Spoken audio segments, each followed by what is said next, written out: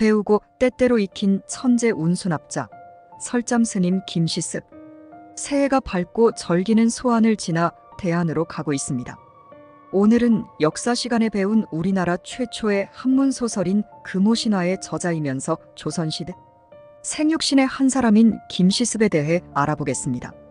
불교와 관련한 내용을 다루고 있는 본 방송에서 조선시대 학자인 매월당 김시습을 언급한다는 것이 뜬금없어 보이지만 사실 김시습은 중림 7년 중 한 사람인 문인으로서 한편으로는 승려로서 치열하게 삶을 사신 분이기에 그의 일생을 조명해 보겠습니다.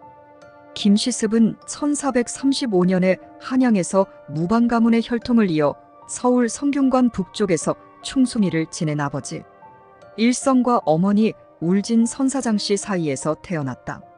본관은 강릉, 자는 열경, 호는 매월당, 동봉, 청한자, 벽산청은 최세옹이며 시호는 청강공이다. 승려로서 법호는 설잠이다. 이처럼 많은 호칭이 있다는 것은 그의 삶이 평범하지 않고 우여곡절이 많다는 것을 의미하며 이러한 호들은 모두 세상에서 벗어나 자연 속에 있는 이름들이다. 시습이라는 이름은 이웃에 살던 최치훈이 지어주었다. 논어에 배우고 때때로 익히면 기쁘지 아니한가 라는 구절에서 따온 것이다. 김시습은 두뇌가 탁월해 일찍부터 신동으로 이름이 높았고 5살 때부터 그를 수식하며 따라다니는 유명한 이름이 오세이다. 김오세 또는 오세신동으로 불렀다. 태어나서 8달 만에 글을 알았고 3살에 시를 짓기 시작했다는 소문에 정승, 허조가 찾아와 시험 삼아 늙을 노자를 이용해 시를 짓게 하니 김시습은 늙은 나무에 꽃이 피었으니 마음은 늙지 않은 것이다라는 시를 지었다. 그의 명성이 마침내 세종 귀에도 들어가 그 뒤 13세까지는 당시에 이름난 유학자 이계전, 김반, 윤상의 문화에서 수학했다. 15세에 어머니와 사별하고 그 후 자신을 돌보아주던 외숙모의 죽음, 아버지의 병환과 계모와 만남, 과거 시험의 실패 등 개인적, 가정적 불행이 연속되던 무렵 남효래의 딸과 결혼을 했다고 하나 결혼 생활도 순탄했다는 기록이 없다. 집안이 한미한 무방 가문에 불과해 당시의 집권 사대부들과는 달리 왕조 초기의 대개혁 과정에서 사회적 혜택을 입지 못한 채 철저히 소외된 데다 사회적 불만, 성격의 결벽성과 비판적 기질 등이 겹쳐 방랑으로 일관하면서 현실 참여와 은둔을 두고 극심한 고민과 갈등에 찬 생애를 보냈다고 할 수 있다. 김시습이 결정적으로 전국을 주유하며 방황하게 된 계기는 삼각산에서 홀로 공부를 하고 있던 21세 때에 수양대군이 단종의 왕위를 빼앗았다는 소식을 듣자 바로 불가에 귀의하여 승려의 모습으로 10여 년을 방랑했다. 김시습은 선종에 관심을 두고 불문에 몸을 붙인 것은 주로 세상을 피하는 생활의 방편이었고 가치관의 바탕은 유교 사상이었다. 사회적으로는 농민의 처지에 동조하면서 집권사대부에게 항거하는 비판적 지식인이자 고독한 예외자의 위치에 있었으며 사상사적으로는 주자악으로 무장된 집권사대부의 지배 이념을 공격하면서 도덕적 이념보다 현실을 중시하는 주기론적 철학을 개척하였다. 이와 같이 복잡한 정신적 세계를 표현한 시는 현재 전하는 것만도 2200편이 넘을 정도로 많이 있다. 은둔의 생활을 하던 중 한때는 세조의 청으로 상경해 불경간행 사업을 돕기도 했다. 그러나 31세 때에는 다시 경주로 내려가 6년간 인근의 금오산에 머물러 살다가 30대 후반부터 약 10년간은 한양 주변을 떠돌면서 살았으며 47세에는 안씨와 재혼했으나 곧 사별했다. 이어 방랑 생활을 계속하다가 1493년 59세에 충청도 홍산부여 무량사에서 정렬에 들었다.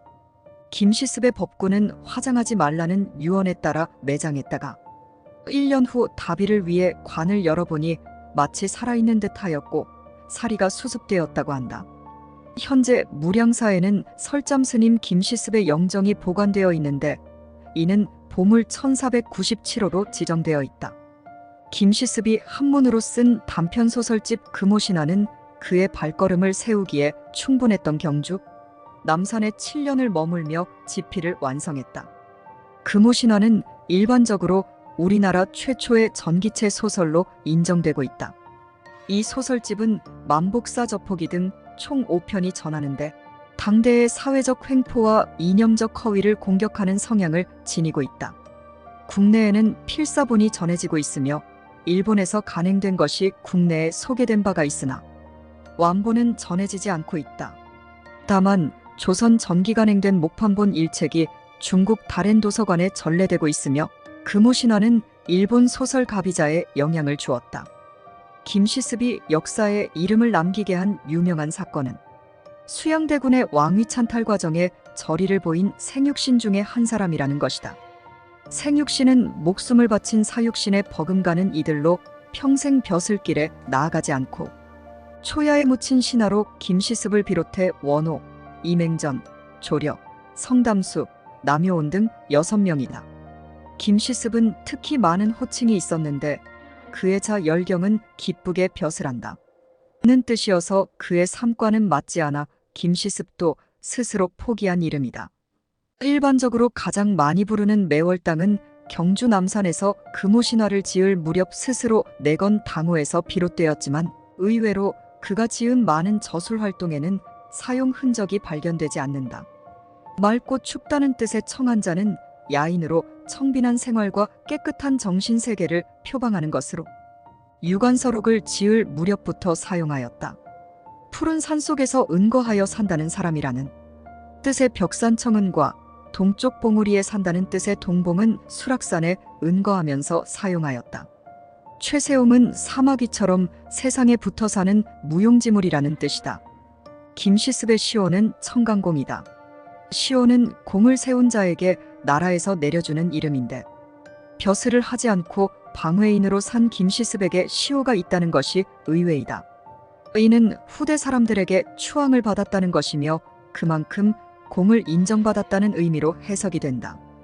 그가 승려로서 받은 법명은 설잠이다. 설잠은 눈봉울이란 뜻이다.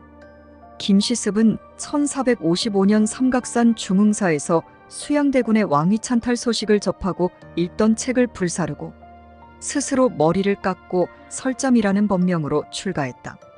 삭발에 수염을 기르고 검은 승복을 걸친 걸승, 유랑승, 운수승, 두타승으로 강산을 유랑했다. 그러나 많은 이름 가운데에서도 김시습이 듣고 싶어하는 이름은 따로 있었다. 100년 후에 내 무덤에 표시할 때는 꿈을 꾸다 죽은 늙은이라 써주시게나. 행여나 내 마음 아는 이 있다면 1000년 뒤에 속마음 알 수 있으리. 김시습의 시 나의 상 중 일부. 시에서 잘 나타나 있듯 자신을 꿈을 꾸다 죽은 늙은이로 불러주기를 원했다. 한참 생각이 머무는 이름이며 불러주고 싶은 이름이다. 하지만 뜻과 달리 김시습이 입적한 부여 무량사 부도에는 옷에 김시습의 묘라고 새겨져 있다. 설잠과 매월당도 아닌 5살 때의 별명을 마지막까지 가지고 갔다. 오늘은 학자 문인으로서 천재성을 지녔으나 저리를 위해 벼슬길에 나아가지 않고 초야에 묻혀 살았으며 불문에 귀의할 수밖에 없었던 승려로서 이중적인 삶을 살아간 매월당 김시습 설잠 스님에 대해 알아보았습니다. 다음 편에서 뵙겠습니다. 겨울철 건강에 유의하시기 바랍니다. 감사합니다.